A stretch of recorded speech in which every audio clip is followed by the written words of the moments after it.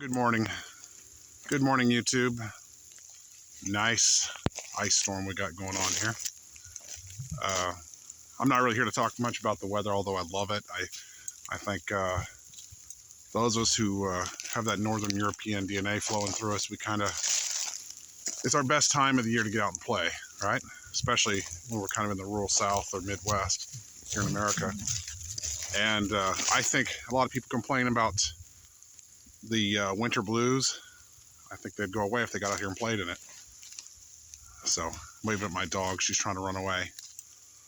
You know, she doesn't like this. So, anyhow, what I was actually really wanting to talk about was the title Cringe Pagans, right? Now, it's, I think, coined by Norse Magic and Beliefs channel, Thor's channel. And it's, first of all, it's wonderful. If you haven't seen it yet, I highly recommend it. It's hilarious. You've got all these different examples. They're short, like he's only got like a dozen of them, and they're really short, like less than a minute long. And they, make fun of how people dress like these stereotypical Vikings, and they put on this face paint, or they talk about having a bad temper and being berserkers and all this crazy shit, right? So anyway, I don't want to sit here and just rehash all that. I just tell you it's funny. If you haven't checked it out, you should go check it out.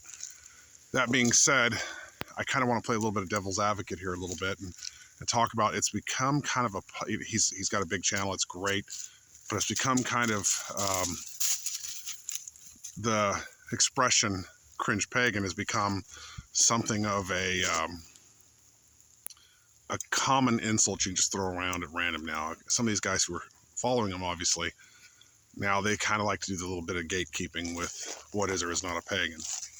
And I see people like, oh, you're a cringe pagan, you're a cringe pagan. I see them accusing each other of it all the time now. And I'm like, okay, that's kind of, you don't know this person. Okay, that's one.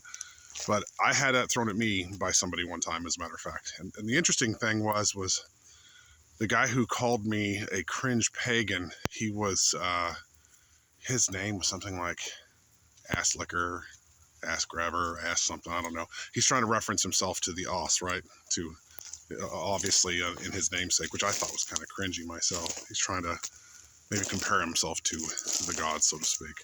So, but anyway, the reason he called me a cringe pagan, ironically, was because he was defending Christianity. Okay, go figure that shit, right? He was talking about Christianity being such a stabilizing force for Europe. Okay, now any of you who have seriously studied history would know that that is absolute horseshit. Europe was destroyed. We were brought into dark ages from this. But there's a great book. Her name is Catherine Nixie. She wrote a book called The Darkening Age. It's mostly about Southern European traditions being destroyed by this new cult out of the East, right? Christianity, obviously. And it actually just lays bare so much destruction done to the ancient philosophies, works of art, culture, all the knowledge of pagan Europe that was gathered for eons being systematically destroyed by this cult from the East, okay? And that's just one example. I'm not going to sit here and rehash history. Either you've studied it or you've not. I studied it extensively, all right? And, but anyway, he tried to become an apologist for Christianity. And because I would not accept that, because I simply would not accept that argument, which is so factually untrue, he was calling me a cringe pagan, okay? Now, maybe he's making the assumption that I just hate Christians constantly and I'm out to get them, or I have this revulsion against them. No, that's not the case either. Of course, I'm living in a Christian society. I know plenty of people who are Christians who are great people, meaning well. I think they just don't understand their religion. I think their religion is a silly farce, and they just aren't aware of it, good or bad, right? But I digress. That's a separate issue. But anyway, when it comes to the very term cringe pagan, I kind of have this idea that, well, we got to be careful about applying that. I mean, I see people I think fit that definition where they just don't know any better. But at the same time, instead of being insulting about it, maybe I can help them out. Tell them, hey, this is what it's really about. This is not what you think it is. Don't look at Hollywood TV shows and series as your inspiration. Don't even look really at some of the history. Some of the history was written by Christians a couple hundred years after the so-called Viking Age, for one. And I don't think the Viking Age is the pinnacle of this culture civilization. They were kind of on their way out by then anyway. So I would say, though, not to kill people's enthusiasm. Okay, so they take a DNA test, they find out they're Norwegian or Germanic or whatever it is, and they want to reconnect those tribal roots. That's a good thing, even if it's only 4%, like he made fun of this guy in one of his videos, I think. Whatever it is, they have an interest. I would encourage that interest, but temper it with a little bit of sanity or reality, you know, to kind of, you know, let them have their enthusiasm, especially for Americans over here in the Western Hemisphere, where we had all this stripped from our ancestors. Our ancestors that came here were mostly religious zealots, for most, you know, and those, especially those early settlers. We're talking about the Puritans and what have you. So they were already heavily indoctrinated into this evil cult, which destroyed their ancestral culture anyway. So, and I would go on to speculate that yes, that's caused even further damage. You know, whether it's manifest destiny with Native Americans, whether it's our destruction of our natural resources for the sake of prosperity and economic success. And yes, those are all loaded subjects, and I'm not gonna get into the weeds and the nuances of all that. But when it comes to the cringe pagan thing, I think I actually saw Varg Vikernes talk about something, and another controversial figure. Yes, not gonna get into that shit. He made a good point about people LARPing, right? You know, they're being accused of being LARPers, and he said it's kind of a good thing. If you're trying to reignite some form of ancestral memory, wearing the clothing of that time period that maybe one of your ancestors existed, wielding the weapons and the language that they might have used, might reignite something, might reawaken something much bigger than themselves. So in that sense, it's good. And I have an experience, you know, I can talk about where I went to the Heavener Runestone, okay? And they had a Viking festival there. And if you guys don't know about the Heavener Runestone, it's this controversial stone written in Elder Futhark allegedly from the 600s.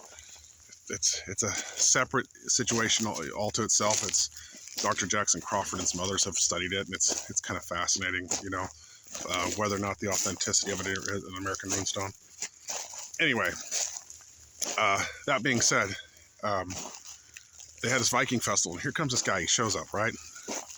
Him and his wife, they're all dressed out in the LARPer stuff. Not his wife, his girlfriend at the time. And all these other people, his party, they were all dressed out, almost like, it was like a D&D campaign, but with a Norse-themed D&D set of clothing, right? He's decked out in armor, all right? And he's a chubby little nerd with glasses. And I could tell this guy could not fight his way out of a wet paper sack if he really came down to it. But here he is. He's up on next to this little waterfall, dressed out in this full suit of armor that must have cost him a good bit of cash. And he proposes to his girlfriend right there. And she's inspired, and they get married. And that's a day that's going to live in their life forever. So I kind of have to say, who am I to really terribly judge that? I would rather tell him, say, instead of pointing my fingers at him and say, hey, you chubby little fucking dork, you know, I can kick the shit out of you like nothing. I'd rather say, hey, you know, maybe we can find ways to show you how you would use a dagger wearing that armor, or wielding an axe, or, hey, is there maybe a modern translation, a modern way to live where you can still harness that discipline and tradition and power that your ancestors had and live it in a new form today, right?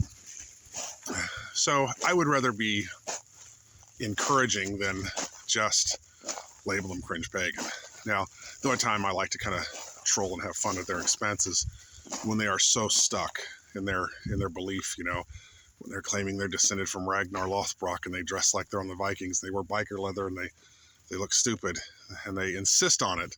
Or when they say skull 15 times in a 10-minute conversation, then I just want to kick them in the nuts. You know, I can't help it. But you can't do nothing about that. Let them learn. They might wake up to it a month from now and say, hey, you know what? I did look like a dipshit. You know, I was a cringe pagan. You know, they might wake up. We can help people wake up a little further, you know, a little more of the nuance, a little more of the truth to it. And I'm grateful for some of those channels like Norse Magic and Beliefs, which does just that. It's a fantastic tool to remind people, hey, there's a bit more truth to this.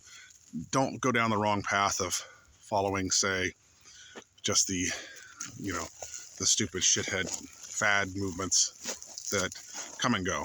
You know, who knows what it'll be in the next 10, 15 years.